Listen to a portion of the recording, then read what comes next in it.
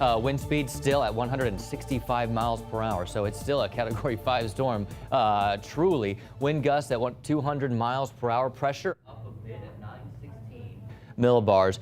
115 miles east of West Palm, so they'll begin to see some of those fringe impacts today, but it won't be until it probably starts to move more to the north and west as it starts to turn late tonight into tomorrow until they could start to feel a little bit more intensity there. Look at that eye wall and that eye just parked over Grand Bahama right now. I mean, moving at 1 mile per hour, that just means those sustained winds at 165 miles per hour are going to continue to batter the people there over Grand Bahama for probably the next 24 hours or so until it finally begins to clear out. So there's the eye. That's one eye wall right there. Actually, another eye wall beginning to develop there. So eye wall replacement cycle beginning to take shape. Meanwhile, the fringe showers and some of those bands are starting to move over West Palm up to Fort Pierce, even Fort Lauderdale, sealing a couple of those showers as well. And the rain will come with some breezy conditions, and then once the rain stops, the winds will let up. But still a little on the breezy side already for them this morning.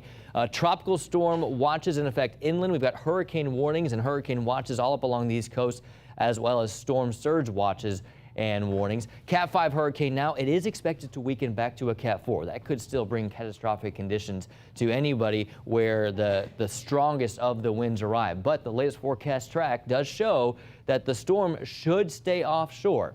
There's still a possibility that the east coast of Florida may still see a landfall, especially through the Space Coast up to the north as it turns to the north and west and eventually starts to curve to the north and east, continuing to weaken, but it will still bring impacts all along the southeast from Georgia, South Carolina, and potentially a landfall on the Outer Banks of North Carolina.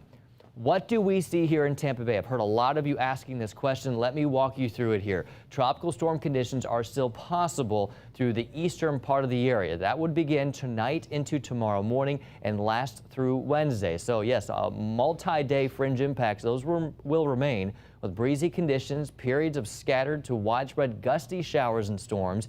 It won't rain the entire time, but we could have some peaks of sunshine to go along with some periods of rain. Speaking of rain, I've got a couple of isolated showers out on the East Coast. We will see some scattered showers and storms later this afternoon. It's a 60% chance of those storms today with high temperatures peaking once again around 91. But you know, like yesterday, the humidity makes it feel like 105 degrees.